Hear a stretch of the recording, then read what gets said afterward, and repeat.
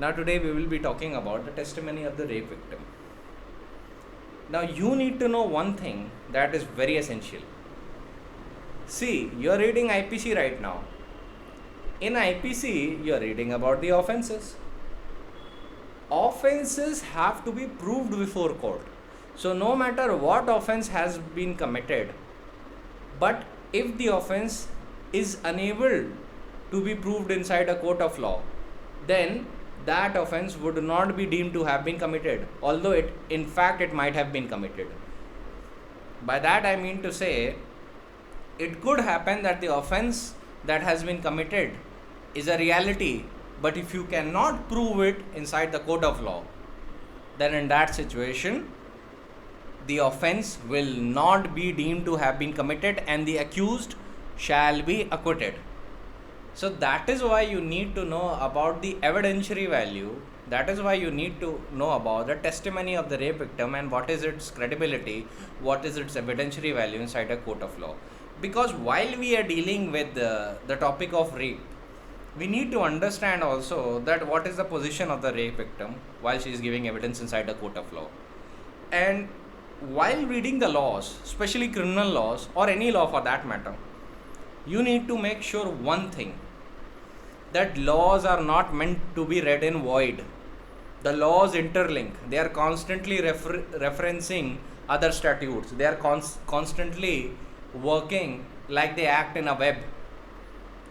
Alright. So while reading IPC, you need to know that your basics of evidence are clear. While reading evidence and IPC, you need to know that the basics of CRPC are clear. Otherwise, your knowledge of criminal law will always be defective. You will never be able to actually produce a result. To give you an illustration, let us suppose an offense of murder has been committed.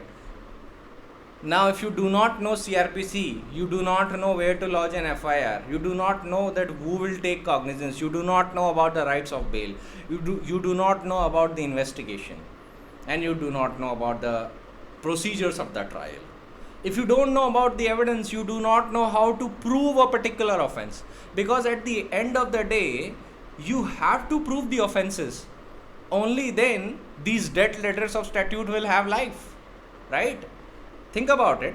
अगर ये जितने भी offence हैं, अगर ये court में साबित ही ना हो पाएँ, तो ऐसे ऑफेंस बनाने का क्या फ़ायदा?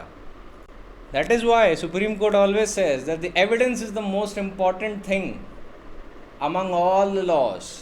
सारे लॉज में अगर कोई एक स्टैट्यूटरी लॉ अगर कोर्ट को चूज़ करना पड़े, वैसे तो सारे लॉज इंपॉर्टेंट है, लेकिन अगर कोई एक चूज़ करना पड़े तो उसको एविडेंस का नाम दिया गया कि एविडेंस लॉ ही वो लॉ है जो सबसे नियर एंड डियर होगा कोर्ट के, because it is the cornerstone on the basis of which other laws are proved.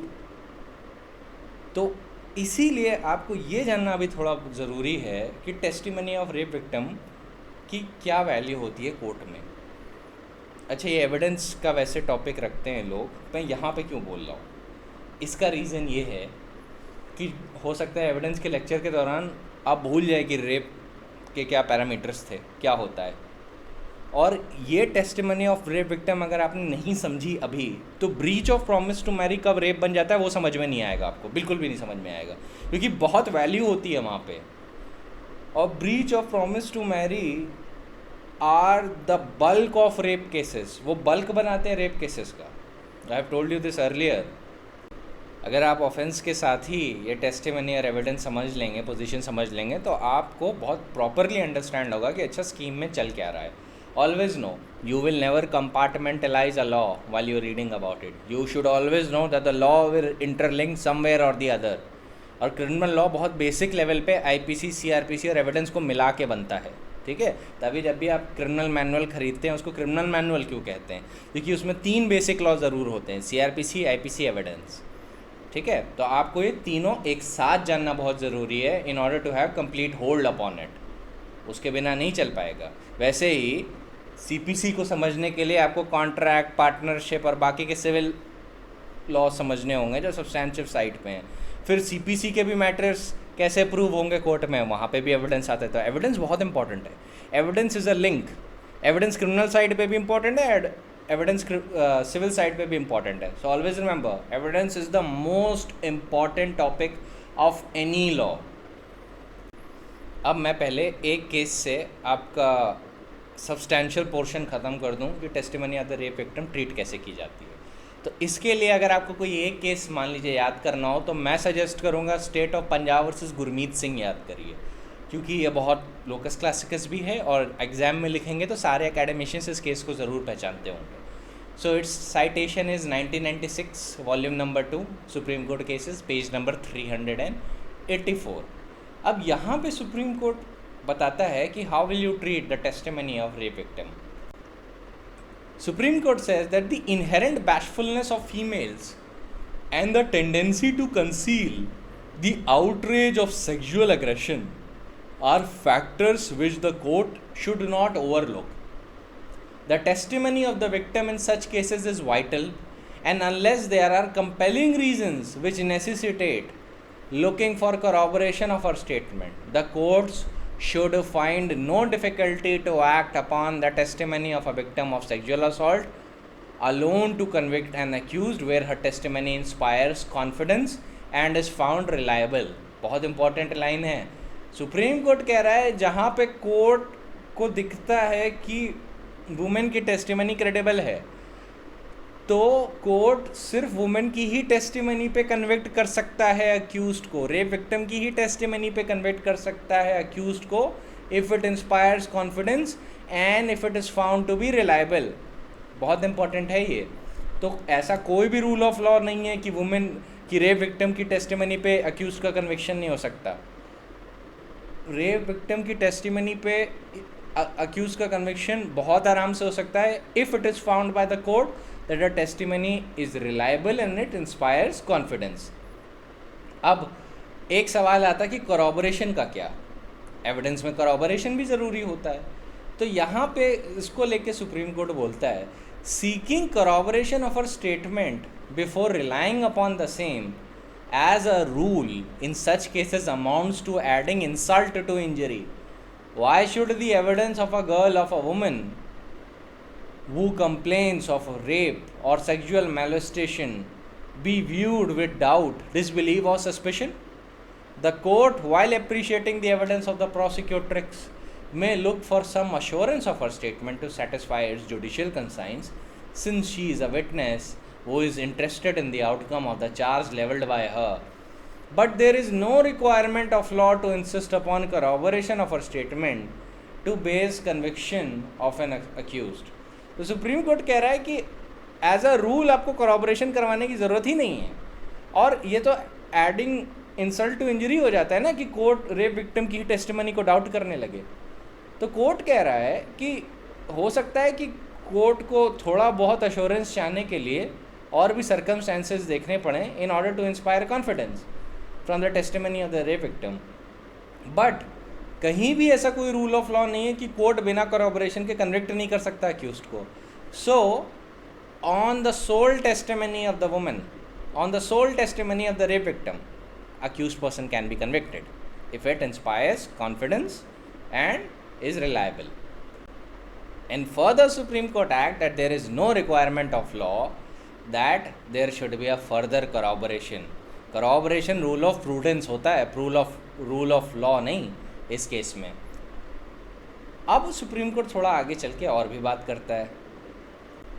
वो कहता है कि the evidence of a victim of sexual assault stands almost on par with the evidence of an injured witness and to an extent is even more reliable, just as a witness who has sustained some injuries in occurrence which is not to be found to be self-inflicted is considered to be a good witness in the sense that he is least likely to shield the real culprit.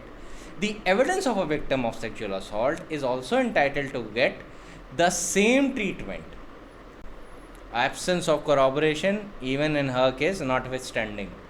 So corroboration is not an imperative component of judicial credence in every case of rape. Corroboration as a condition for judicial reliance on testimony of prosecutrix is not a requirement of law but a guidance of prudence under a given circumstances. It must not be overlooked that a woman or a girl subject to sexual assault is not an accomplice to crime but is a victim of another person's lust, and it is improper and undesirable to test her evidence with certain amount of suspicion. treating her as if she were an accomplice. Inferences have to be drawn from the given set of facts and circumstances with realistic diversity and not dead uniformity, lest that type of rigidity in shape of rule of law is introduced through a new form of testimonial tyranny which makes justice a casualty. Courts cannot cling to a fossil formula and insist upon corroboration, even if taken as a whole, the case spoken by the victim of sex crime strikes the judicial mind as probable. तो यहाँ पे I think this should be very clear. ये बहुत आसान लगेगा जो supreme court बोल रहा है. सुप्रीम कोर्ट सीधा ही बोल रहा है कि अगर हमने ऐसे किसी फॉर्मूला पे इंसिस्ट किया कि रेप विक्टिम की टेस्टिमनी का हमेशा ही कॉरॉबरेशन पे होना चाहिए, तो हम उसे अकम्प्लिस की तरह ट्रीट कर रहे हैं. रेप विक्टिम अकम्प्लिस नहीं होती है क्राइम में, so she can not be treated like that. और अगर हम ऐसा करते हैं then that would be sacrificing justice and we can not allow such a course to take place.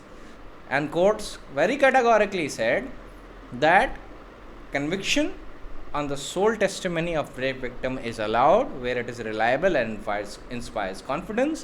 Corroboration is merely a rule of prudence, not a rule of law, and there is no prohibition of law that court can convict an accused person without even corroboration of the testimony of rape victim. All right. So I think if you want to remember one case, then I would always suggest that remember State of Punjab versus Gurmeet Singh. It is very important judgment. Now, on the point of accomplice, that a rape victim is not in a position of accomplice, the Supreme Court in State of Maharashtra versus Chandra Prakash Keval Chand Jain very categorically summarized the point and said that a prosecutrix of a sexual offense cannot be put on par with an accomplice. She is in fact a victim of crime. Evidence Act nowhere says that evidence cannot be accepted unless it is corroborated in material particulars. She is undoubtedly a competent witness under section 118 and her evidence must receive the same weight as is attached to an injured witness in cases of physical violence. अब आप इसमें एक line add कर सकते हैं चाहे तो अपनी तरफ से कि that a rape victim stands on a higher pedestal than an injured witness because while physical violence only gives physical scars, the rape leaves indelible marks on the psychology of the woman along with physical injuries. So it damages a woman both psychologically and also physically. All right.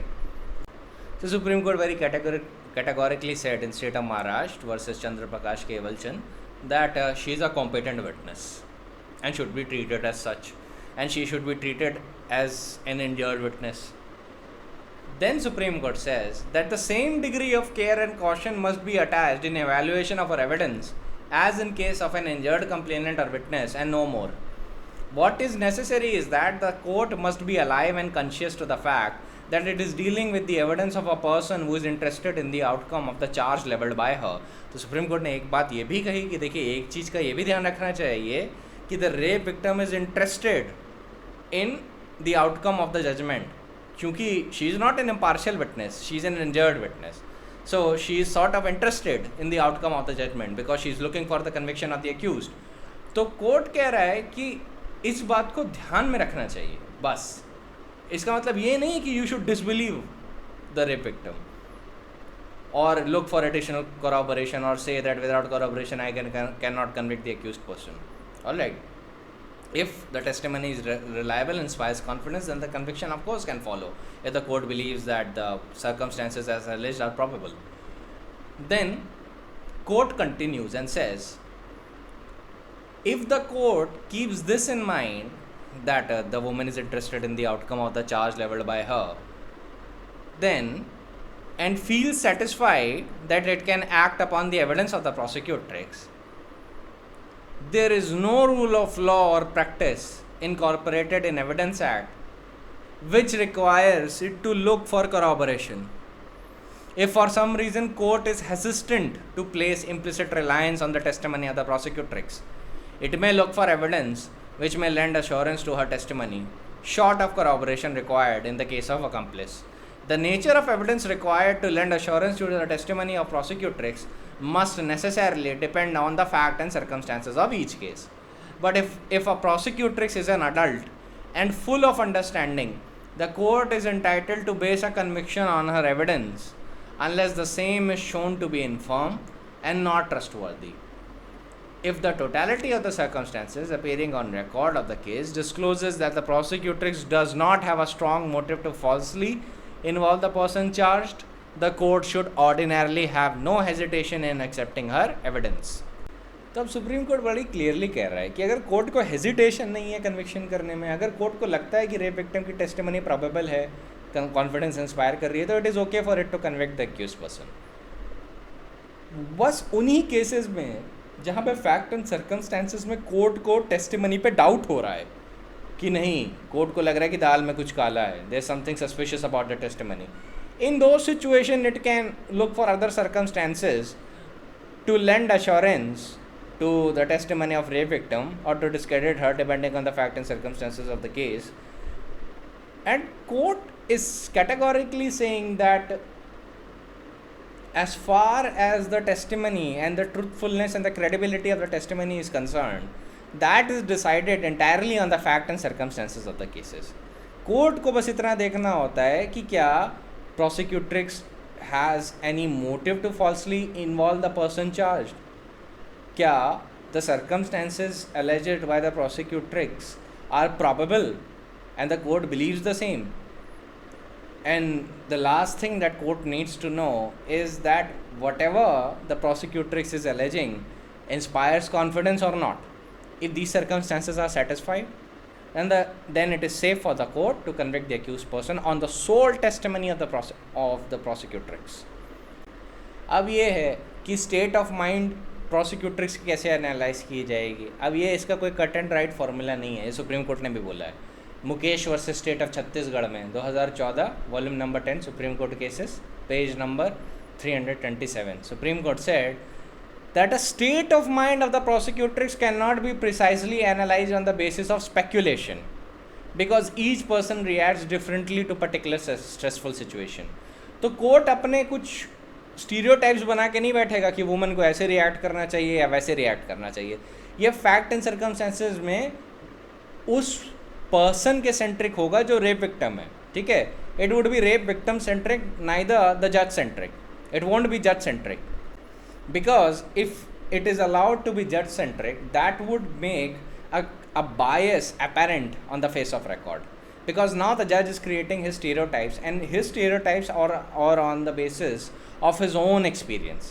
वो अपने experience पे stereotypes बनाता है, वो अपने experience पे सोचता है कि ऐसा बिहेवियर होना चाहिए. But it must be born in mind that humans behave differently in different circumstances and all of them do not react the same way towards a stressful situation.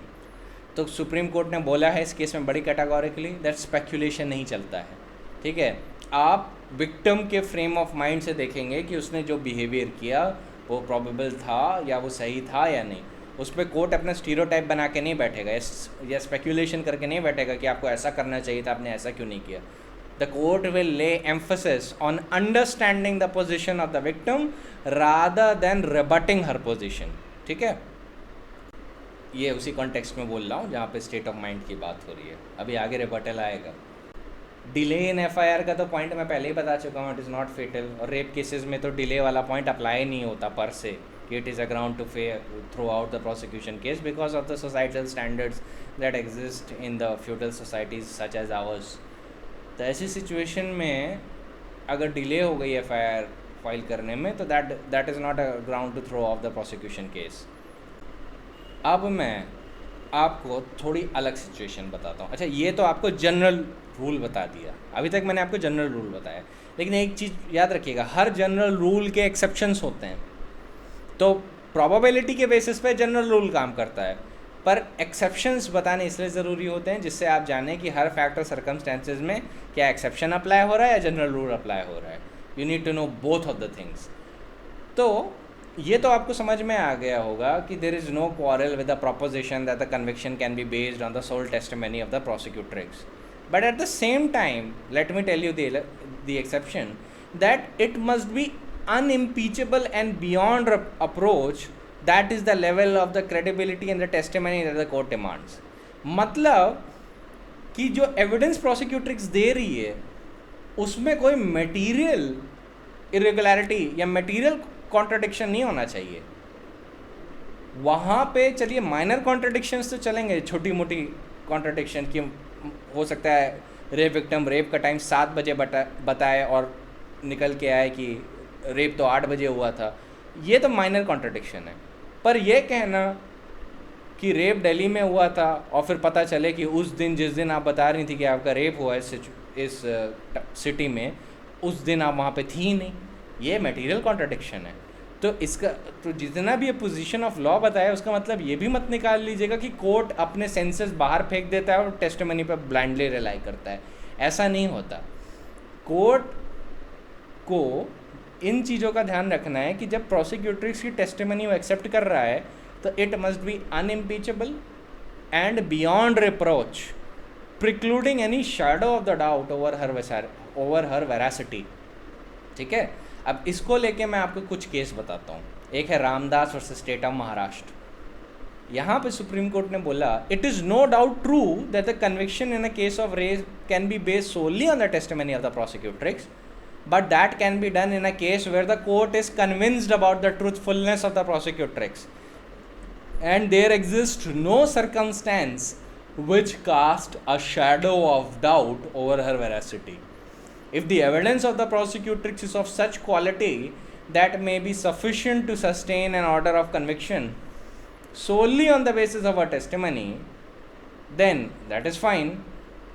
But in this case, the Ramdas of the state of Maharashtra, the court never found the testimony to be of that quality where the conviction can be based solely upon it. अच्छा, supreme court ने किस ground पे इस case में rape victim की testimony, मतलब alleged rape victim की testimony को स्टर्लिंग क्वालिटी का नहीं माना था या क्रेडिबल नहीं माना था? कोर्ट ने गौर किया कि she has tried to conceal the facts from the court. अब ये सस्पिशियस सर्कमस्टेंसेस है, कोर्ट से छुपाना नहीं चाहिए। She tried to conceal facts from the court which were relevant by not deposing about the earlier FIR lodged by her which is prove to have been recorded at the police station. इस case में एक चीज़ दिखी थी, she has deviated from the case narrated in FIR report solely with a view to avoid the burden of explaining for the earlier report made by her relating to a non-cognizable offense। तो मतलब इन्होंने क्या किया था इस case में कि इन्होंने जो FIR में नरेशन दिया था उससे रिजाइल कर गई, मुकर गई पूरी तरीके से। और जब डिले का सवाल उससे आया, अब इन सर्कमस्टेंसेज में अब देखिए सस्पिशन कोर्ट के दिमाग में ऑलरेडी आ रहा है, अब उसके ऊपर एक चीज़ आइसिंग ऑन द केक क्या है, डिले भी है। तो आपको पता है पर से delay is not a ground to throw off the prosecution case. लेकिन जब इन सर्कमस्टेंसेज में आ जाता है, जब बहुत सारे सस्पिशियस सर्कमस्टेंसेज आ जाते हैं, तब कोर्ट पूछता है कि चलिए ठीक है, ये भी देख लिया, आपका मटेरियल कॉन्ट्रडिक्शन भी है, अब आप ये बताइए कि FIR लॉन्च करने में डिले क्यों था। तो इन्होंने जो भी एक्सप्लेनेशन कोर्ट को दी वो सफिशेंट नहीं पाई गई और कई मटेरियल्स में वो झूठी पाई गई। तो जब totality of the circumstances court ने देखा कि पहले NCR एग्जीक्यूट करवाई, पहले नॉन कॉग्निजेबल ऑफेंस एलेज किया, फिर बाद में जाके सलाह लेके रेप का केस इंस्टीट्यूट किया, फिर मटेरियल कॉन्ट्रडिक्शन भी थे, फिर डिले इन लॉजिंग FIR भी ये ढंग से एक्सप्लेन नहीं कर पा रही। अरे जो साथ में जब ये सर्कमस्टेंसेज आए तो court said that it is not safe to rely on a testimony. ठीक है, in this case the accused persons were acquitted. अब एक नेक्स्ट केस है state of Rajasthan versus Babu Meena. It was reported in 2013 volume number 4 supreme court cases page number 206। Supreme Court again said that we do not have a slightest doubt that the conviction can be based on the sole testimony of the prosecutrix if it is found worthy of credence and reliable, and for that no corroboration is required. But Supreme Court then said it has often been said that the oral testimony can be classified into 3 categories. अभी evidence के लिए भी important है तो कहीं note down कर लीजिएगा कि ओरल टेस्टिमनी जब भी होती है तो 3 तरीके की होती है। वोली रिलायबल, पूरी तरीके से कोर्ट रिलाई कर सकता है, वोली अनरिलायबल, पूरी तरीके से रिजेक्ट कर सकता है, और नाइदर वोली रिलायबल नाइदर वोली अनरिलायबल। अब इसमें बड़ा कन्फ्यूजन है। कोर्ट कहता है तो वोनली रिलायबल और वोनली अनरिलायबल में तो कोई कन्फ्यूजन नहीं आता, क्योंकि एक को आप एक्सेप्ट कर सकते हैं, दूसरे को टोटली रिजेक्ट कर सकते हैं. So that is very straightforward. दिक्कत आती है जहाँ पे टेस्टिमनी ग्रे एरिया में फॉल करती है, which is neither wholly reliable nor wholly unreliable. In that case, where the testimony of the witness is neither wholly reliable nor wholly unreliable, in that situation the court has to look for corroboration, either direct or circumstantial, in order to lend an assurance to the credibility of the testimony of the witness. एक चीज़ और मैं आपको अभी बता दूं, the rule falsus in uno falsus in omnibus does not apply in India. India में ये rule नहीं कि विटनेस ने अगर एक चीज़ पे झूठ बोला तो वो हर चीज़ पे झूठ बोल रहा है. ठीक है, this rule does not exist in India. पुराने टाइम में इंग्लैंड में हुआ करता था, अब इंग्लैंड में भी नहीं है. सो रिमेंबर, ये भी कहीं पे लिख लीजिएगा, ये है एविडेंस की बात, लेकिन मैं अभी आपको बता दे रहा हूँ क्योंकि एक ही 10 सेकेंड लगते हैं इसे बताने में. तो I think you should be understanding कि कोर्ट क्यों कह रहा है कि देखिए वोनली रिलायबल को हटाने में कोई दिक्कत नहीं, पे रिलाई करने में कोई दिक्कत नहीं होती. अब वोनली रिलायबल टेस्टिमनी पे आराम से रिलाई कर सकते हैं और उसी टेस्टिमनी पे कन्विक्शन कर सकते हैं जहाँ पे कोर्ट को लगता है सच बोल रहा है, और जहाँ पे कोर्ट को लगता है ये पूरी तरीके से झूठ बोल रहा है, आप उसे पूरी तरीके से रिजेक्ट करते हैं, तो वहाँ पे कोई कन्फ्यूजन की बात नहीं आती. पर जहाँ पे टेस्टिमनी ऐसी है जहाँ ना वो वोनली रिलायबल है ना वो वोनली अनरिलायबल है, वो ग्रे एरिया में फॉल कर रही है, तो कोर्ट ना फिर कोरॉबोरेशन के लिए देखता है, चाहे वो सर्कमस्टेंशियल एविडेंस से हो चाहे वो डायरेक्ट एविडेंस से हो. तो जब उसे कोरॉबोरेशन मिल जाता है तो उसे एक अश्योरेंस मिल जाती है कि it is safe to convict the accused. पर जब उसे कोरॉबोरेशन भी ना मिले तो कोर्ट को लगता है it is better to acquit the accused than to convict him. ठीक है, अब इन्हीं सर्कमस्टेंसेस में एक केस समझ लीजिए, Mohammed Ali versus state of Uttar Pradesh, reported in 2015, volume number 7, supreme court cases, page number 272. अब इसमें क्या बोलता है supreme court? Supreme court says that the prosecutrix has deposed का मतलब लीगल लैंग्वेज में होता है कि क्या उसने कोर्ट में बोला. Prosecutrix has deposed that she was taken from one place to another and remained at various houses for almost 2 months. मतलब प्रोसिक्यूट्रिक्स कोर्ट को बता रही है कि वो एक जगह से दूसरी जगह ले जाई जाती थी और वो कई हाउसेस में रुकी है 2 महीने के पीरियड के दौरान. फिर वो कहती है, जब उससे कोर्ट एक्सप्लेनेशन पूछता है कि आप अपने रेपिस्ट के साथ क्यों रह रही थी, तो कोर्ट को एक्सप्लेनेशन देती है कि that she was threatened by the accused person and that is why and precisely for that reason she lived with the rapist, the accused person. अब कोर्ट ने इस पूरी टेस्टिमनी पे एक चीज़ गौर की कि it is not her case, ना उसने कहीं भी कहा है कि she is confined in a house, कि हाउस में बंद करके रखा है. Now you imagine a probable scenario, if there is an abductor who is intending to ravish a particular woman and he has abducted a particular woman and he is confining that woman in a particular house, will the accused person leave the house open or not? Of course not. If you think in a very probable sense, he would make all efforts to make sure that she is confined in that particular place and she cannot leave that particular place. But that was not so in this case. She was very free. कहीं पे भी confine करके नहीं रखा गया था. तो court ने एक चीज़ गौर की कि कन्फाइनमेंट का कहीं भी स्टेटमेंट नहीं है, ना वो फैक्ट से निकल रहा है, ना वो सर्कमस्टेंसेस से निकल रहा है, ना वो ओरल टेस्टिमनी से दिख रहा है. फिर एक चीज़ और कोर्ट को सस्पिशियस लगी कि the accused person is taking the prosecutrix from place to place and he is ravishing her in all of these places. बहुत सारी प्लेसेस मैंशन थी during the course of those 2 months. Then the accused is taking a woman from place to place and ravishing her in all of these places. Now that seemed very suspicious to the courts. अब court ने कहा अब इस situation में medical evidence बहुत ज़्यादा value रखता है. कोर्ट ने कहा कि चलो मेडिकल एविडेंस देखते हैं कि क्या इंजरीज हैं इनके ऊपर. देखिए, इंजरीज पर से कोई रूल नहीं है कि पर से will throw out the case of the woman, लेकिन जब ये टोटलिटी ऑफ सर्कमस्टेंसेज में आप चीज़ें देखते हैं तो इंजरी भी रेलेवेंट हो जाती है कि देखें तो अभी हमें सस्पिशियस हो रहा है, सस्पिशन हो रहा है, अब सस्पिशन बढ़ रहा है. फिर कोर्ट देखता है कि there are no injuries on her private part and the medical report has deposed it before the court very categorically. Medical evidence has also which was produced before the court very categorically mentioned that there are no marks of injuries on the private parts of the woman. Court said okay, this is also a very suspicious circumstance. Then the court looked at one more thing, that there was an abnormal delay in lodging the FIR and the witnesses were also not examined.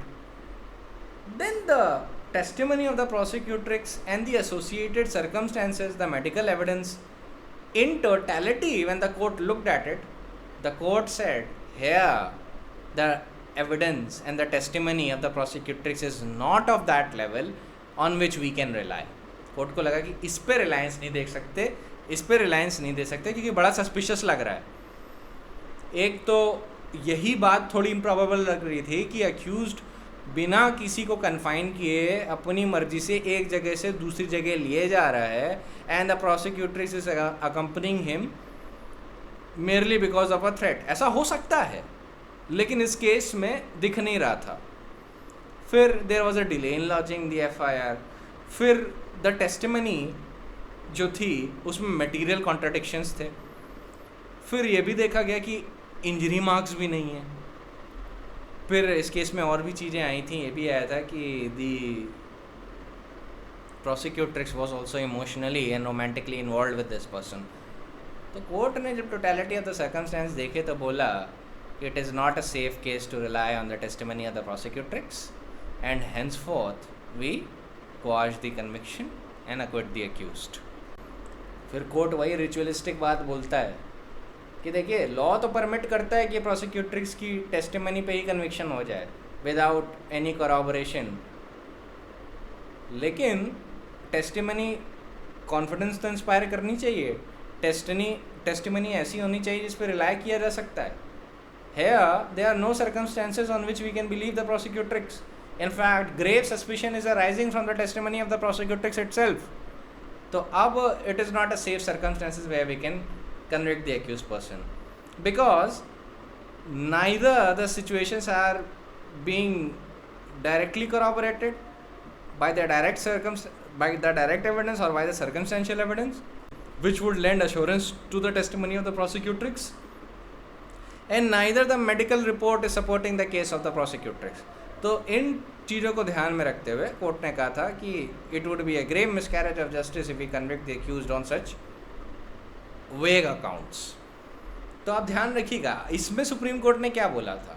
Supreme court ने सारे facts totality में देखे. पहले क्या देखा कि जो testimony में ही बड़ा फ्लॉ है. टेस्टिमनी में बड़ी क्लैरिटी नहीं है. एक जगह बता रही कि हमें ले जाया गया, फिर इतनी जगह जाके रेप किया गया, फिर दूसरी जगह बता रही हैं कि हमें कहीं कन्फाइन भी नहीं किया गया, हम उसके साथ गए थे. कोर्ट ने पूछा क्यों गई थी, तो बताया कि क्योंकि उसने मुझे धमकी दी थी.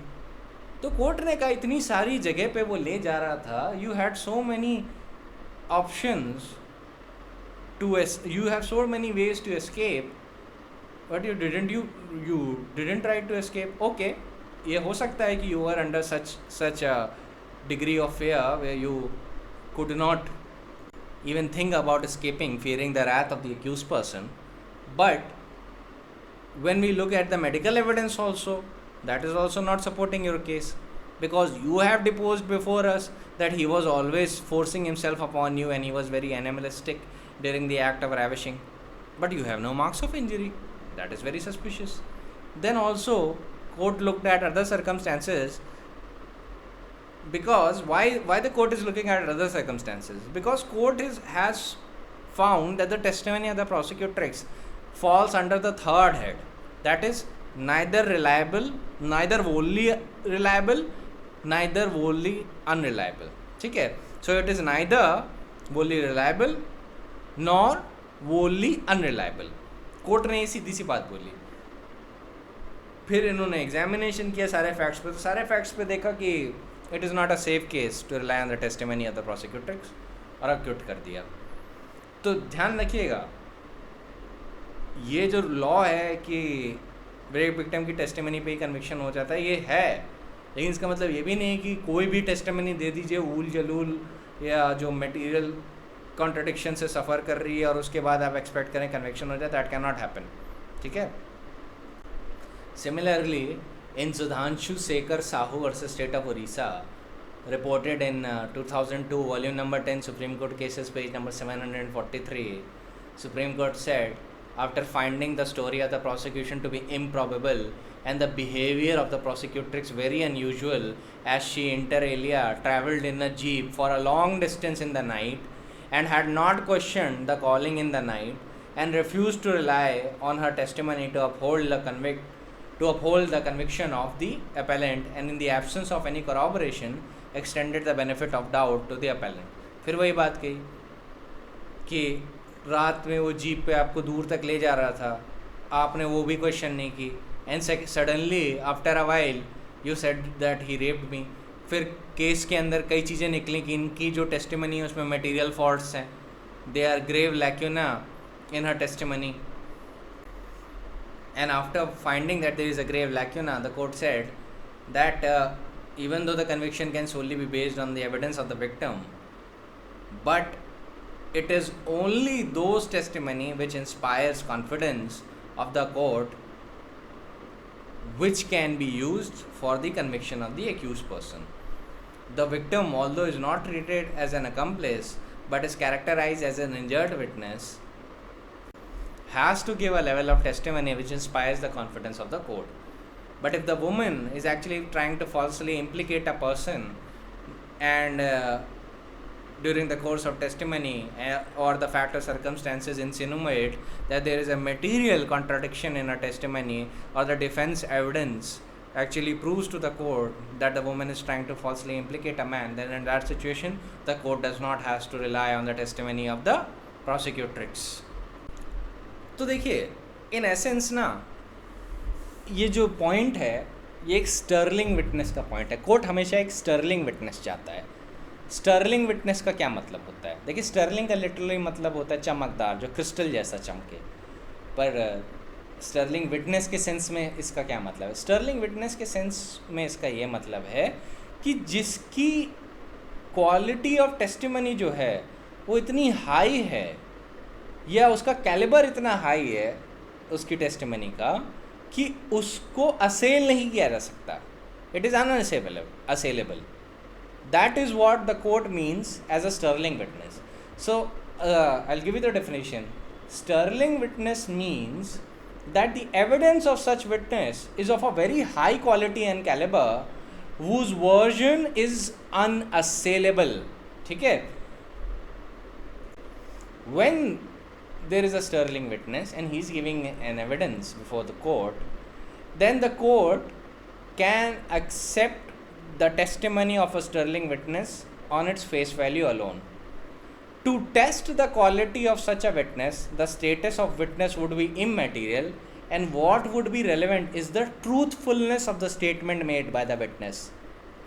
What would be more relevant would be the consistency of the statement right from the starting point till the end. Namely, at the time when the witness makes the initial statement and ultimately before the court. तो court क्या देखता है? Truthfulness, consistency, ये सारी चीज़ें totality में देखता है in order to make sure कि जो विटनेस है हमारे सामने स्टर्लिंग है या नहीं. अगर उसको दिखता है कि क्वालिटी बहुत हाई है उसके एविडेंस की, कंसिस्टेंसी है, कोई भी मटेरियल कॉन्ट्रडिक्शन नहीं है, तो ऐसे केस में that person is a sterling witness और उसकी टेस्टिमनी पर वोनली रिलाई कर सकता है कोर्ट. स्टार्टिंग पॉइंट कहाँ से जज करता है कंसिस्टेंसी का? क्रिमिनल प्रोसिक्यूशन की शुरुआत से लेकर क्रिमिनल प्रोसिक्यूशन के एंड तक. ठीक है? Then court says that the testimony of the sterling witness should be natural and consistent with the case of the prosecution, and there should not be any prevarication in the version of such witness. Prevarication का मतलब होता है झूठ बोलना. Then the Supreme Court says that the witness should be in a position to withstand the cross-examination of any length and howsoever strenuous it may be, and under no circumstances should give room for any doubt as to the fact of occurrence and the person involved also as well as the sequence of it. तो court को बिल्कुल भी doubt नहीं होना चाहिए उसकी testimony में, या डाउट अराइज नहीं करना चाहिए जब क्रॉस एग्जामिनेशन ख़त्म हो जाए, जब डिफेंस क्रॉस एग्जामिन करता है ऐसे विटनेस को, तो ऐसा कोई डाउट कोर्ट के दिमाग में नहीं आना चाहिए कि जो फैक्ट है जो एलेज किया जा रहा है हमारे सामने वो हुआ था या नहीं, क्या यही पर्सन इन्वॉल्व थे जो अक्यूज बनाए गए हैं, या जो सीक्वेंस बताया जा रहा है कि जिस सीक्वेंस में ऑफेंस कमिट हुआ वो सीक्वेंस सही है या नहीं, इन सारी चीज़ों को लेकर डाउट नहीं आना चाहिए. Then court says that such a version should have a correlation with each and every one of other supporting materials such as recoveries made, weapons used, manner of offences committed and the scientific evidence and the expert opinion. तो मतलब ये जितना भी evidence दिया जा रहा है ये अपने आप में सपोर्ट करे बाकी एविडेंस को भी, scientific evidence, expert opinion etcetera etcetera, web recovery जो हुई है उसको भी सपोर्ट करे. Then the supreme court said that the said version should consistently match with the version of every other witness. It can even be stated that it should be akin to the test applied in the case of circumstantial evidence, where there should not be any missing link in the chain of circumstances to hold the accused guilty of the offence alleged against him. Only if the version of such a witness qualifies the above test, as well as all the other such similar tests, then such witness can be called a sterling witness, whose version can be accepted by the court without any corroboration and based on which the guilty can be punished. To be more precise, the version of said witness on the core spectrum of crime should remain intact, while all the other attendant materials, namely oral, documentary and material objects, should match with said version in material particulars in order to enable the court trying the offence to rely on the core version to sieve the other supporting materials for holding the offender guilty of the charge alleged. So in a way supreme court ने Stirling witness की definition एक fancy वे में दी है. वही मैंने आपको simply पहले ही बता दिया था कि स्टर्लिंग विटनेस वो होता है जिसकी टेस्टिमनी पे कोर्ट ब्लाइंडली रिलाई कर सकता है और उसकी जो टेस्टिमनी ऐसी है जो कॉन्फिडेंस इंस्पायर करती है और वो अनअसेलेबल है. स्टर्लिंग विटनेस ऐसा विटनेस होता है जो long duration of cross examination झेलने के बाद भी या hardest level of the cross examination झेलने के बाद भी उसका जो एविडेंस है, जो टेस्टिमनी है, वो कोई भी रूम ऑफ डाउट नहीं देता. Factum of occurrence, person involve या sequence of the offence alleged, इन तीनों पॉइंट्स को लेके कोई भी डाउट अराइज नहीं होने देता. उसके बाद उसका जो वर्जन है it is also supported by let us suppose expert opinion, या इट इज़ ऑल्सो corroborated और सपोर्टेड बाय एनी ओरल और डॉक्यूमेंट्री एविडेंस और by other material objects of other witnesses as well. तो ऐसे सिचुएशन में ऐसे किसी पर्सन को स्टर्लिंग विटनेस कहा जा सकता है. ठीक है, तो ये डेफिनेशन याद कर लीजिएगा स्टर्लिंग एविडेंस की, स्टर्लिंग विटनेस की, क्योंकि ये आपको एविडेंस के पॉइंट ऑफ व्यू से बहुत काम आएगी. क्योंकि बहुत तरीके के विटनेसेस होते हैं और बहुत तरीके के एविडेंसेस भी होते हैं. तो you need to know about all of these things. कभी कभी इंजर्ड विटनेस होता है, स्टर्लिंग विटनेस होता है, then there is independent witness, then there is interested witness, then there is natural witness, then there is chance witness. बहुत तरीके के witnesses होते हैं. So you need to know about all of them. तो उसमें injured witness और sterling witness highest category रखते हैं. ठीक है, ये दोनों जो विटनेस हैं सबसे, इनकी टेस्टिमनी सबसे हाईएस्ट कैलिबर की होती है जिस पर ब्लाइंडली रिलाई किया जा सकता है. इस पर कोर्ट बिल्कुल ही रिलाई कर सकता है. तो कोर्ट ने कहा कि अगर स्टर्लिंग विटनेस मिल गया एंड इज़ इंडिपेंडेंट तो उसकी टेस्टिमनी पे आप सीधे सीधे रिलाई कर सकते हैं. ठीक है, अब मैंने बता दिया कि स्टर्लिंग विटनेस कब स्टर्लिंग विटनेस बनता है, उसका भी क्राइटेरिया है. ऑटोमेटिकली किसी के ऊपर तो लिखा नहीं होता ना कि वो स्टर्लिंग विटनेस है. वो तो जब उसकी टेस्टिमनी कोर्ट में दी जाती है फिर वो सपोर्ट होती है कई सर्कमस्टांसेस में, बाकी विटनेस भी उसी की टेस्टिमनी को डायरेक्टली और इनडायरेक्टली सपोर्ट कर रहे होते हैं. मेडिकल एविडेंस या एक्सपर्ट विटनेस भी उसी की टेस्टिमनी का सपोर्ट कर रहे होते हैं, तब वो आदमी स्टर्लिंग विटनेस बनता है. ठीक है, ऑटोमेटिकली कभी नहीं होता ऐसा. Always remember a point. Supreme Court has said that evidence of the prosecutrix in rape cases is to be given due weight.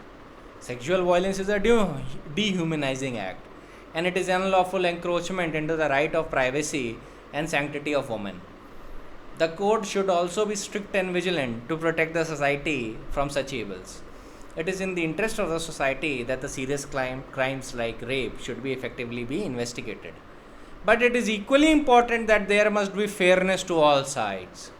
In criminal cases, the court has to consider the triangulation of interest. It involves taking into account the position of the accused, the victim, and the victim and his family and the public. तो कौन से 3 interest हैं जो involve होते हैं हमेशा trial पे? Victim के इंटरेस्ट, अक्यूज्ड के इंटरेस्ट और पब्लिक के इंटरेस्ट. ठीक है, अब इसमें जो फैमिली होती है अक्यूज्ड की भी शामिल है और विक्टिम की भी शामिल है, तो उसको बड़ा होलिस्टिकली इंटरप्रेट करिएगा. द ट्रायंगुलेशन ऑफ इंटरेस्ट किस सेंस में कहा सुप्रीम कोर्ट ने? विक्टिम, अक्यूज्ड और पब्लिक. ठीक है, the purpose of criminal law is to permit everyone to go about their daily lives without a fear of harm to person or property. एक word of caution Supreme court ने एक case में दिया था, Radhu versus state of Madhya Pradesh, 2007, volume number 12, Supreme court cases, page number 57. Court ने बोला कि we should also bear in mind that false charges of rape are not uncommon. There are some rare instances where parents have persuaded a gullible or obedient daughter to make a false charge of rape, either to take revenge or to extort money or to get rid of a financial liability. Whether there was a rape or not would ultimately depend on factor circumstances of each case. जब आप बाहर निकलेंगे ना practice करने, then you will find कि ये सारी चीज़ें कितनी होती हैं. इसका भी काफ़ी सब्सटैंशियल नंबर है कि आपने कर्जा दिया, आपको कर्ज़ा लेने के लिए घर पे बुलाया गया, फिर आपसे झगड़ा होने लगा, अचानक आपके डेप्टर की wife, late us suppose, start steering of her clothes, तोड़फोड़ होती है, फिर पीसीआर वालों को फ़ोन होता है और now the creditor is arrested. अब उनको पुलिस ले जाती है. अब क्रेडिटर पे उल्टा दबाव बनाया जा रहा है कि लोन माफ़ कर दो वरना रेप केस तुम्हारे ऊपर लगा देंगे. ऐसी चीज़ें होती हैं. हनी ट्रैप चीज़ें भी होती हैं. ठीक है, there are honey trap scams also. तो ये सारी चीज़ें भी रियल वर्ल्ड का हिस्सा है. See when you are reading law ना, you are dealing with the filth of the human race. आप हमेशा बुरे लोगों से मिलोगे, आप अच्छे लोगों से बहुत कम मिलते हो. अच्छे लोग जो आते हैं लॉ में, they are always oppressed in one way और द अदर. बट ज़्यादातर you will find that what is the true evil of the society, कि ह्यूमन कितने ईविल हो सकते हैं ना, ये आपको लॉ में ही आके पता चलेगा. लॉ में आएंगे तो आपका जितना भी पूरा परसेप्शन होता है गुडनेस ऑफ सोसाइटी का, वो टूट जाता है. यहाँ पे आप देखेंगे कि फॉल्स चार्जेस ऑफ रेप भी हो रहे हैं. इंटेंशन क्या है? बदला लेना, या एक लव अफेयर ख़राब हो गया उसका बदला लेना, एक्सटॉर्शन करना मनी का, फाइनेंशियल लायबिलिटी को एक्सटिंग्विश करना, या let us suppose in order to protect the honour of the family rape case falsely लगा देना. ये सारी चीज़ें बहुत होती हैं कोर्ट्स में, स्पेशली दिल्ली, हरियाणा, उत्तर प्रदेश, बिहार. ये बहुत कॉमन अकरेंस है और ये छोटे छोटे टाउन्स में भी होता है. That is why supreme court said that in Radhu versus state of MP. Then in Raju versus state of MP, अभी तो मैंने राधु बताया, अब ये राजू है. ठीक है, ये रिपोर्ट हुआ था Raju versus state of MP 2008, volume number 15, supreme court cases, 100, page number 133. It cannot be lost sight of that rape causes greatest stress and humiliation to the victim, but at the same time false allegation of rape can cause equal distress, humiliation and damage to the accused as well. The accused must also be protected against the possibility of false implication, particularly where a large number of accused are involved. It must further be borne in mind that the broad principle that an injured witness was present at the time when the incident happened, and ordinarily such witness would not tell a lie as to shield the actual assailants, but there is no presumption or basis from assuming that the statement of the witness is always correct without any embellishment or exaggeration. तो court ने बोला हालांकि ये सारी चीज़ें होती हैं कि इंजर्ड विटनेस ऑर्डिनरली झूठ क्यों बोलेगा to shield the actual assailant, but ये भी इसका मतलब नहीं होता कि हर वक्त इंजर्ड विटनेस सच ही बोल रहा होता है, कभी कभी झूठ भी बोल सकता है. तो you should be aware about this scenario. अच्छा, तो आपको कैसे सोचना है? क्या आप Radhu versus state of MP पढ़ के बायस्ड हो जाएं, या आप निर्भया रेप केस पढ़ के बायस्ड हो जाएं? No, as a jurist as a lawyer and as a person belonging to the legal field, you cannot afford to be biased, neither in this way nor in the other way. There are actual rape victims as well who suffer because of the acts of accused, and there are actual accused persons as well who suffer because of the act of prosecutrix. ये दोनों ही reality आपको court में दिख जाएगी. तो आप सोचें कैसे, एक बैलेंस पॉइंट ऑफ व्यू रखिए, हमेशा बैलेंस्ड पॉइंट ऑफ व्यू रखिए, किसी भी तरफ टिल्ट नहीं होना, ना लेफ्ट ना राइट, बैलेंस सेंटर पे. इससे ना आप हमेशा फैक्चुअल रहेंगे, फैक्ट के बेसिस पे आप अपना ओपिनियन बनाएंगे. और जब भी आपने अपना ओपिनियन बिना फैक्ट के बेसिस पे बनाया, तब यू विल कॉज इनजस्टिस, तब you will always be proven wrong. So you can not afford that. Always remember you have to think with equanimity. ठीक है, आप एकदम से एक साइड पे बायस्ड होकर नहीं सोचेंगे. आप रियल वर्ल्ड सिचुएशन का भी ध्यान रखेंगे. आप जानते हैं they are actual rape victims who suffer a lot. In those cases आपको मेक श्योर करना है कि अक्यूज्ड को सज़ा मिले, but you have to make sure also that they are actual sufferers वो have been implicated in a false rape case. ये भी रियलिटी है, and to save them is also your responsibility. तो दोनों तरीके से आपको सोचना है. ठीक है, आप कभी भी एक तरीके से सोचना अफोर्ड नहीं कर सकते. अब एक पॉइंट मुझे डिफेंस विटनेस के पॉइंट ऑफ व्यू से भी बता देने दीजिए कि प्रोसिक्यूशन विटनेस के पॉइंट ऑफ व्यू से तो जैसे प्रोसिक्यूट्रिक्स का एविडेंस कैसा होता है वो तो मैंने बता दिया. तो डिफेंस के विटनेस को कैसा ट्रीटमेंट मिलता है. देखिए, Dudhnath Pandey versus state of Uttar Pradesh में कैटेगोरिकली सुप्रीम कोर्ट ने बोला था कि defence witness are entitled to equal treatment with those of the prosecution, and the courts ought to overcome their traditional instinctive disbelief in the defense witness. Quite often they tell lies, but so do the prosecution witness. तो इसका मतलब है defence witness और prosecution witness बराबर होते हैं, कोई अलग अलग ट्रीटमेंट नहीं होता उनका.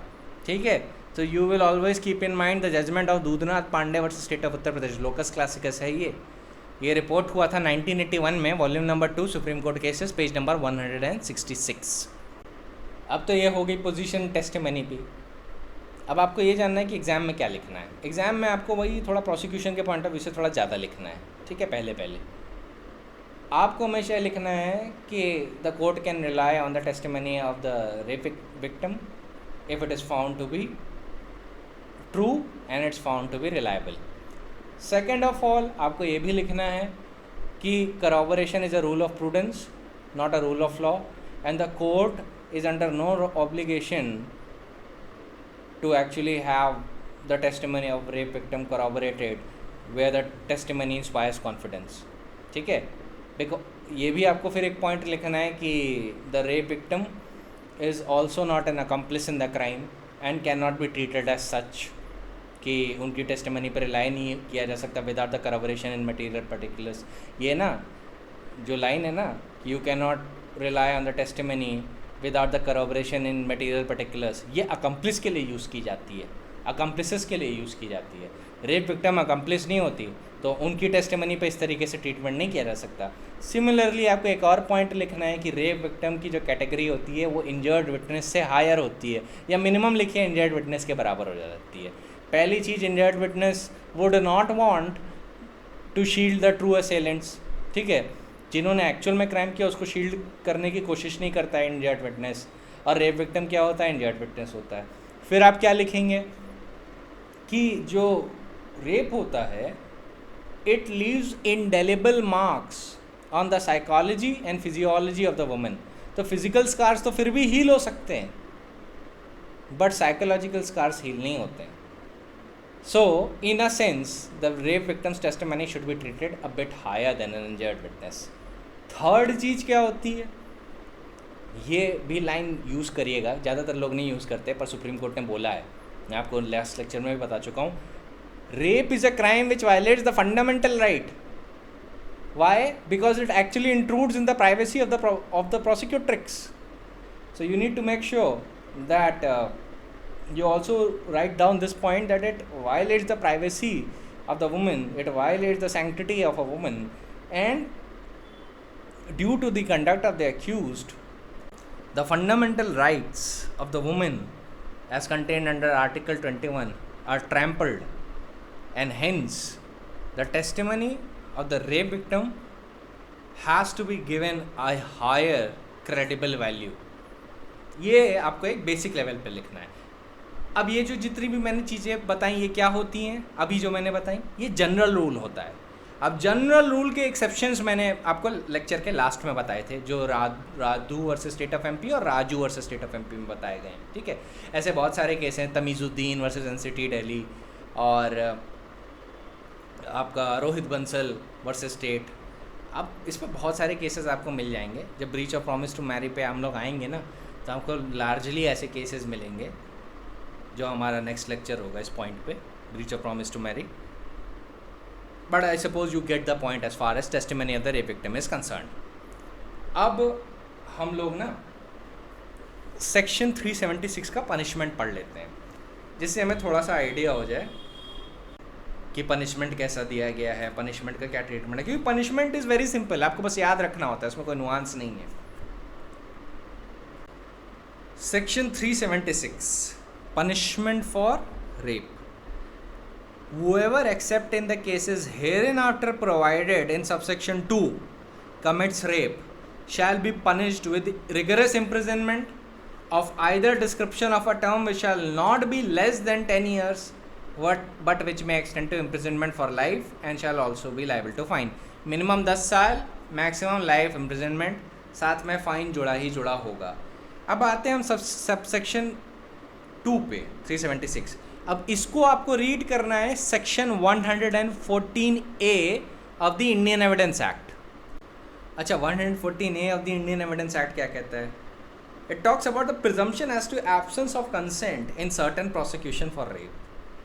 इन prosecution for rape under clause A, B, C, D, E, F, G, H, I, J, K, L, M और क्लॉज N और subsection 2 of 376 of IPC where sexual intercourse by the accused is proved, sexual intercourse साबित हो चुका है first, and the question is whether it was with or without consent, then and if the woman states in her evidence that she did not consent, then the court shall presume that she did not give consent. किस situation पर presumption apply होता है? I will tell you why I am telling you about the presumption right now. It is a very interesting scenario. ये presumption तभी apply होता है when the matters falls under section 376 sub section 2। अब इस section को लेके ना एक बार there was this public prosecutor, वो हमसे बोल रहा था कि अगर रेप कमिट हो जाता है तो ऑटोमेटिकली ही प्रिजम्पशन अराइज कर जाता है कि वुमेन ने कंसेंट नहीं दी थी। तो जो वो केस जिसका वो प्रोसिक्यूशन कर रहे थे ऑनरेबल पब्लिक प्रोसिक्यूटर, वो था जो 376 के सबसेक्शन 1 में फॉल कर रहा है। मैं उस केस में डिफेंस में था। तो जब उन्होंने ऐसा बोला तो मैंने कहा यार, वो जो प्रिजम्पशन जिसकी आप बात कर रहे हैं 114A की, वो तो ऑटोमेटिक तो है नहीं। पहली चीज़ तो उसमें सेक्सुअल इंटरकोर्स प्रूव होना चाहिए, वो आपने अभी मेडिकल एविडेंस से प्रूव नहीं किया। दूसरा, वो प्रिजम्पशन अराइज ही नहीं कर सकता आपके केस में even if you prove the sexual intercourse, because that presumption arises under section 376 subsection 2। वो है ही नहीं यहाँ पे। And now he was like नहीं, ऐसा नहीं है। मैंने कहा अगर एविडेंस एक्ट में दिखा दिया तो 100 रुपये देंगे? तो ही सेड यस। मैंने कहा ठीक है। एविडेंस एक्ट खोली, उनको दिखा दिया। अब now he was very embarrassed because he was 15 years older than me. तो मैंने उनको बोला कि अब आप ऐसा करिए, इस 100 रुपये का ना जाके बाहर किसी को खाना खिलाया ये, हमें तो चाहिए नहीं वैसे भी, but you have lost the debate. तो मेनली क्या होता है ना, लोग सोचते हैं कि अच्छा तो ऑटोमेटिक प्रिजम्पशन अराइज कर जाता है रेप केस में। नो, ये प्रिजम्पशन तब अराइज करेगा जब सेक्शन 376 के सबसेक्शन 2 की बात हो रही है। अभी हम उसे पढ़ेंगे, आपको समझ में आ जाएगा। ये 376 के सबसेक्शन 1 में नहीं लगता। और दूसरा, सेक्सुअल इंटरकोर्स पहली बात तो प्रूव होना चाहिए। जब वो प्रूव हो गया, फिर जब कंसेंट का सवाल आता है और वुमेन कहती है मैंने कंसेंट नहीं दी है सेक्स की, तब जाके only then the court shall presume that the women has not given the consent. अब वी रीड सेक्शन 376 का सबसेक्शन 2। अब यहाँ पे लिखा है, whoever being a police officer commits rape within the limits of police station to which such police officer is appointed or in premises of any station house or on a woman in police officer's custody or in custody of a police officer subordinate to the police officer. मान लीजिए कि arrest SI ने किया है और let us suppose the rapist is the superintendent of police in this case, तो SI would be subordinate to him, right? या let us suppose arrest SI ने किया है and the rape has been committed by an SHO, here again SI subordinate to SHO. इस चीज़ का ध्यान रखिएगा. थर्ड क्लॉज उन्हीं सिचुएशन के लिए है. फिर there is a point B, clause B, which says being a public servant commits rape on a woman in such public servant's custody or in custody of a public servant subordinate to such public servant. Then there is C, clause C, which says being a member of the armed forces deployed in an area by central or state government commits rape in such area. ये words mark कर लीजिएगा. B में public servant है, C में armed forces है, A में police officer है. ठीक है. Then we come to clause D, being on the management or on the staff of jail, remand home or other place of custody established by or under the law for the timing in force or of women's or children's institution commits rape on any inmate of such jail, remand home और place of institution. तो आप last line mark कर लीजिए और being on management और staff of jail mark कर लीजिए, तो आपको ऑटोमेटिकली क्लियर हो जाएगा. यही कीवर्ड्स हैं जो आपको लिखने होंगे. फिर आते हैं ई में, being on the management or on the staff of a hospital commits rape on a women in that hospital. Very, I think it should be self explanatory.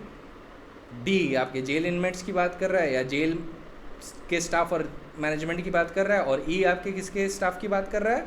Hospital staff और हॉस्पिटल मैनेजमेंट की बात कर रहा है. F पे आ जाते हैं, accordingly mark करते रहिएगा. Being a relative, guardian or teacher of or a person in position of trust or authority towards the women commits rape on such women. Then G, commits rape during communal or sectarian violence. Communal violence के दौरान अगर rape होता है तो ये उसको लेके है. सेक्रेटेरियन वायलेंस के दौरान अगर रेप होता है तो जी उसको लेके है. Then H, commits rape on a woman knowing her to be pregnant. Knowing शब्द को मार्क कर लीजिए, इसको लेके मुझे केस बताना है, ओम Prakash versus state of Uttar प्रदेश. छोटा सा पॉइंट है, लिख लीजिएगा. सुप्रीम कोर्ट की 2 जजेस की बेंच ने इस केस पे बोला था कि knowing her to be pregnant के पॉइंट को देखते हुए सेक्शन 376 के सब सेक्शन 2 क्लॉज एच में तभी कन्विक्शन हो सकता है कि अगर ये प्रूव कर दे प्रोसिक्यूशन कि पहली बात कि वुमन प्रेग्नेंट थी, दूसरा अक्यूज्ड को पता है कि वुमन प्रेग्नेंट थी.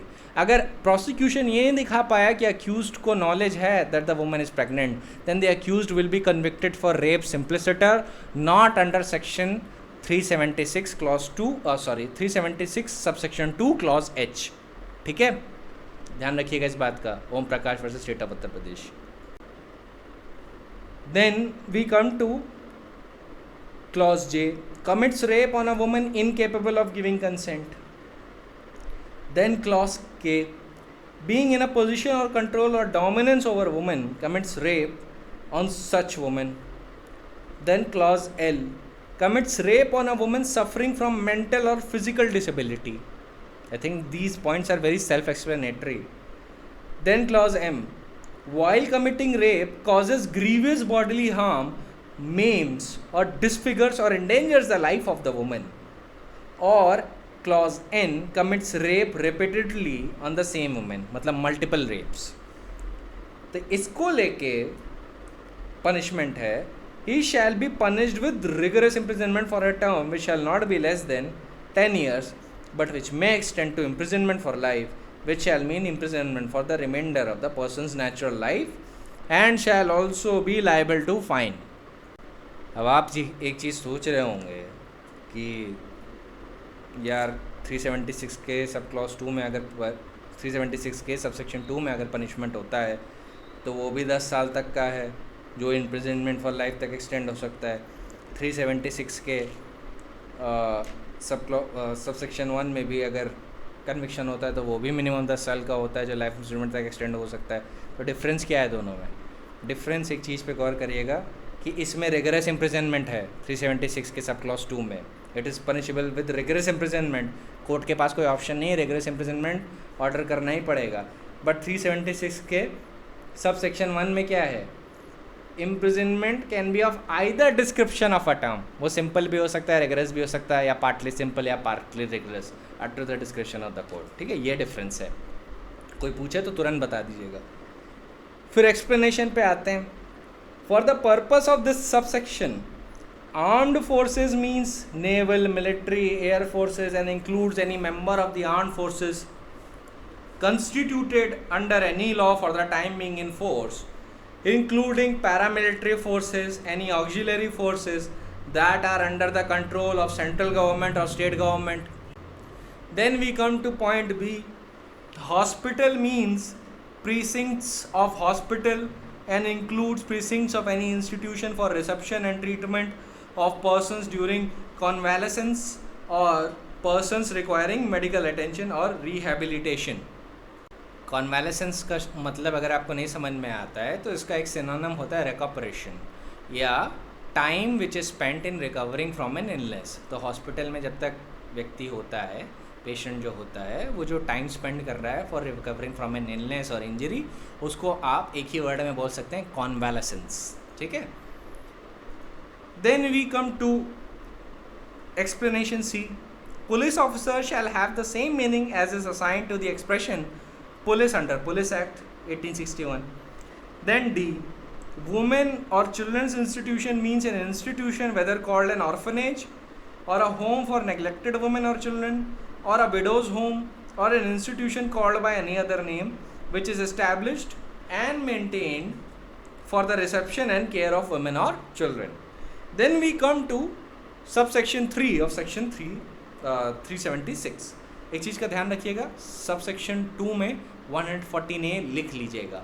And in fact to give you a judgment जिसमें ये बोला गया है कि for the applicability of 114A section 376 clause 2 must be there and it is a sine qua non. You can write a judgment of Shiva alias Chandrika versus State in City Delhi decided on 1 July 2019. Delhi high court का judgement है.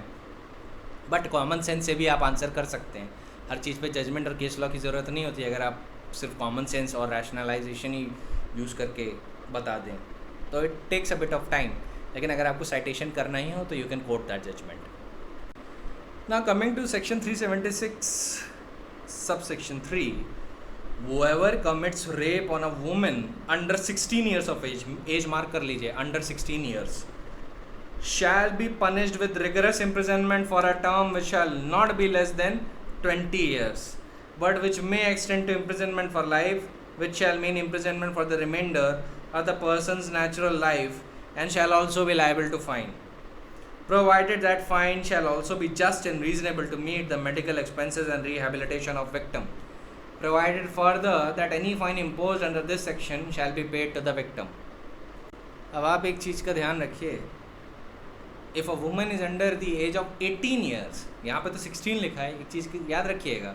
375 में क्या लिखा था कि अगर woman 18 साल के नीचे है तो सेक्सुअल इंटरकोर्स चाहे उसकी कंसेंट के साथ हो चाहे उसकी कंसेंट के बिना हो वो रेप माना जाता है. ठीक है. सो इट मीन्स अगर एक 16 साल, एक 15 साल के लड़के और एक 15 साल की लड़की ने सेक्सुअल इंटरकोर्स कमिट किया विद कंसेंट के साथ, तब भी the boy would be punished under section 376 sub section 3. याद रखिएगा ये किस पे अप्लाई होता है, जब जो एज है वुमेन की वो 16 साल के नीचे है. So write it down, under 16 years of age. Punishment कितना है, rigorous imprisonment for at least 20 years which may extend to imprisonment for life. Then we come to section 376A, punishment for causing death or resulting in persistent vegetative state of victim. अच्छा, ये unfortunately Nirbhaya rape case में निर्भया की हो गई थी, अरुणा शॉनबाग के भी case में अरुणा शॉनबाग की हो गई थी. And I have told you both of those cases. You might be having an idea as well. So in this case क्या हुआ, सॉरी केस नहीं बता रहा, सेक्शन बता रहा हूँ. 376A में क्या है, punishment for causing death or resulting in persistent vegetative state of a victim. Whoever commits an offence punishable under subsection 1 or subsection 2 of 376 and in course of such commission inflicts an injury which causes death of a woman, death को mark कर लीजिए, और causes woman to be in a persistent vegetative state, vegetative state को mark कर लीजिए, shall be punished with rigorous imprisonment for a term which shall not be less than 20 years but which may extend to imprisonment for life or with death. तो life को mark कर लीजिए, death को mark कर लीजिए. तो यहाँ पे मैक्सिमम पेनल्टी क्या है? डेथ पेनल्टी है. किन किन सिचुएशन में? जहाँ पे एक ऐसी इंजरी कॉज की गई है जो वुमेन की डेथ कॉज कर दे, या it causes the women to be in a state of persistent vegetative state. अब वेजिटेटिव स्टेट के पॉइंट पे आपको लिविंग विल का पॉइंट याद आ जाना चाहिए जो मैंने आपको समझाया था. ठीक है, so remember that. Common cause versus union of India का जो जजमेंट था जिसमें लिविंग विल अप्रूव की गई है, पैसिव यूथनेसिया वाला पॉइंट भी ये सब माइंड में ना रखा करिए. मैं जैसे ही आपको पता है जाए वेजिटेटिव स्टेट या जहाँ पे रिकवरी के चांसेस ज़ीरो हो गए, वहाँ पे लिविंग विल के पॉइंट पे आपका दिमाग एकदम से अवेयर हो जाना चाहिए. और ये जो सेक्शंस होते हैं ना, ये जब आप बार बार रिवीजन करेंगे आपको याद हो जाएंगे. केस लॉज भी बार बार रिवीजन करेंगे तो आपको याद हो जाएंगे. जैसे मुझे केस लॉ याद होते हैं, जैसे मुझे सेक्शन याद होते हैं, वैसे ही आपको भी याद हो जाएंगे. It is not at all a big deal. Then we come to section 376AB. अच्छा, ये जो 376AB है ना, ये आया है 2018 की अमेंडमेंट एक्ट से. अब इसका जो इन्फोर्समेंट डेट थी वो थी 21 मई 2018. नो सॉरी, 21 अप्रैल 2018. 21/4/2018 ये मार्क कर लीजिएगा अपनी बेयर एक्ट में. और it is very essential that you do, क्योंकि ये क्वेश्चन प्रीलिम्स में एज इट इज़ आ सकता है कि 376AB कौन सी अमेंडमेंट एक्ट से आया. कुछ लोग 2013 मार देंगे. आपको 2018 की क्रिमिनल लॉ अमेंडमेंट एक्ट को ध्यान में रखना है. उससे भी ज़्यादा आपको किस चीज़ को ध्यान में रखना है कि कौन सी डेट को ये इन्फोर्स हुआ है. 21/4/2018, 21 April 2018. Remember that. Then we come to section 376AB, punishment for rape of a woman under 12 years of age. Whoever commits rape on a woman under 12 years of age, 12 years को mark कर लीजिए, under 12 years of age को mark कर लीजिए. ठीक है, इससे practical problem भी बन सकती है. अगर लेट सपोज आपको कोई ऐसा क्वेश्चन दे दिया जाए कि वुमेन की एज, लेट सपोज चाइल्ड की एज, गर्ल चाइल्ड की एज 12.5 साल थी, उस पर रेप कमिट किया गया, तो क्या वो 376AB में फॉल करेगा या नहीं करेगा? अगर आप उस सिचुएशन में अंडर 12 years ऑफ एज आपने याद नहीं रखा तो आप हो सकता है क्वेश्चन का आंसर गलत कर ले. इसलिए under 12 years of age mark कर लीजिए. सो whoever commits rape on a woman under 12 years of age shall be punished with a rigorous imprisonment for a term which shall not be less than 20 years but which may extend to imprisonment for life or with death. ठीक है, ये सारी चीज़ें mark कर लीजिएगा. Provided that fine shall be just and reasonable to meet the medical expenses and rehabilitation of women. Provided further that the fine imposed under this section shall be paid to the victim. Now we come to section 376B. Sexual intercourse by a husband upon his wife during separation. Whoever has sexual intercourse with his own wife who is living separately, whether under a decree of separation or otherwise, मतलब wife अलग रह रही है, चाहे वो decree of separation की वजह से अलग रह रही है या अदरवाइज, मार्क कर लीजिए दोनों शब्द. Then without her consent it shall be punish with imprisonment for either description of a term which shall not be less than 2 years but which may extend to 7 years and shall also be liable to fine. अच्छा, यहाँ पे जिस चीज़ की बात की गई है वो है सेक्सुअल इंटरकोर्स. टर्मिनोलॉजी थोड़ी बदल ली हैं. यहाँ पे इसको रेप नहीं कह रहे, यहाँ पे कह रहे हैं सेक्सुअल इंटरकोर्स. लेकिन सेक्सुअल इंटरकोर्स का जो मीनिंग है वो वही एक्ट्स हैं जो 375 में डिस्क्राइब्ड है. 375 में क्लॉज ए से क्लॉज डी तक जो भी एक्ट्स डिस्क्राइब्ड है वही मीनिंग है. और साथ में जो एक्ट कमिट होनी चाहिए सेक्सुअल इंटरकोर्स की by the husband upon his wife, that should be without the consent of the wife. It should be without her consent. तो ये सारी चीज़ें मार्क कर लीजिए. Sexual intercourse with his own wife wife is living separately under a degree of separation और otherwise, otherwise का मतलब है और भी अलग और बहुत सारे ग्राउंड हो सकते हैं, तो it is a widest clause, ये वाइडेस्ट एम्पलीट्यूड का क्लॉज हो गया. And the sexual intercourse has been committed without her consent, then shall be punished with imprisonment for either description of a term which shall not be less than 2 years but which may extend to 7 years. In a sense, 376B is a partial recognition of the concept of marital rape. पूरा recognition नहीं है, partial recognition है, क्योंकि एक तरीके से it is penalizing very thing only. यहाँ पे aggravating circumstance क्या है कि वाइफ अलग रह रही है, सेपरेशन पे रह रही है, उसके बाद भी husband forcibly commits the act of sexual intercourse upon the woman. In that situation what happens? In that situation he can be convicted under 376B. Minimum sentence क्या है? 2 साल. एक्सटेंड कहाँ तक हो सकता है? 7 साल. And shall also be liable to fine.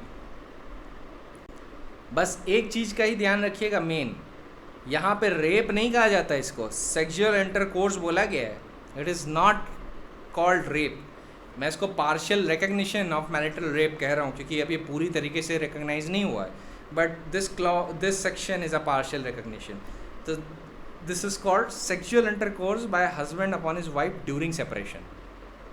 कभी भी इसको रेप मत बोलिएगा, ठीक है, वरना आपका आंसर गलत हो जाएगा. Then we come to section 376C. Sexual intercourse by a person in authority. Whoever being in a position of authority or in a fiduciary relationship or a public servant or superintendent or manager of jail, remand home or other place of custody established by or under law for the time being in force or a women's or children's institution or on the management of a hospital or being on the staff of the hospital abuses the position or fiduciary relationship to induce or seduce any woman either in his custody or under his charge or present in the premises to have sexual intercourse with him, such sexual intercourse not amounting to rape shall be punished with rigorous imprisonment of a term of a description which shall not be less than 5 years but which may extend to 10 years and also liable to fine. Explanation 1. Sexual intercourse में वो सारी acts आती हैं जो clause A to D mentioned है under 375.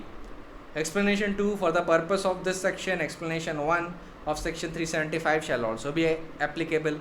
Explanation 3. Superintendent in relation to jail, remand home or other place of custody of a women's or children institution includes a person holding any other office in such jail, remand home place or other institution by the virtue of which such person can exercise any authority, control over its inmates. Explanation 4. The expression hospital and women's or children's institution shall respectively have the same meaning as in explanation 2, subsection 2 of section 376. तो उनकी definition वही है जो वहाँ पे दी गई हैं 376 की सबसेक्शन 2 में जो अभी एक्सप्लेनेशन दी गई है. तो primarily we are done for today, ठीक है. आज तो इतना हो गया. Tomorrow we will deal with some academic points. एक आपको केस बताना है जो एकेडमिक वैल्यू हो गई है, जो अभी प्रेजेंट सिचुएशन में एग्जिस्ट नहीं करता, अप्लाई नहीं करता, लेकिन वो आपको बस एक एकेडमिक वैल्यू होती है कुछ केसेस की जो कभी कभी एकेडमिक वैल्यू के लिए पूछ लिए जाते हैं इंटरव्यू में, तो उसको लेके एक थोड़ी सी बात करनी है. आई थिंक उससे 2 मिनट या 5 मिनट लगेंगे कल, लेकिन उसका टॉपिक थोड़ा वाइड है. फिर एक आपको पोजीशन बतानी है breach of promise to marry. फिर लास्ट में आपको इलस्ट्रेटिव केसेस थोड़े बता के ये टॉपिक ख़त्म करना है, ठीक है. तो I think this will be the last big topic. इसके बाद किडनैपिंग और अबडक्शन, और उसके बाद offences against the human body ख़त्म हो जाएगा. फिर हम लोग शुरू कर देंगे offences against the property. So that is it for today. Testimony पे ध्यान रखिएगा. जो केस जो सेक्शंस पढ़ें, सेक्शंस ध्यान से पढ़िएगा. 376 सबसेक्शन 2 के पास ही लिख लीजिएगा 114A एविडेंस एक्ट और एप्लीकेबिलिटी ऑफ स्कोप समझ लीजिएगा. ये सब चीज़ें समझिए क्योंकि ये ना ये एक टैंडम में काम कर रही हैं, एक चेन में काम कर रही हैं. आगे का लेक्चर नहीं समझ में आएगा इफ़ यू डोंट ले emphasis on what ever I am saying right now. और जो फर्स्ट लेक्चर था रेप का, उसको ध्यान से सुनिएगा. सेकेंड लेक्चर पे टेस्टिमनी और सेक्शंस पे फोकस करिएगा. Then we come to the point of rape and breach of promise to marry जो सबसे कॉम्प्लेक्स पार्ट है. ठीक है, so that is it for today. I will meet you tomorrow.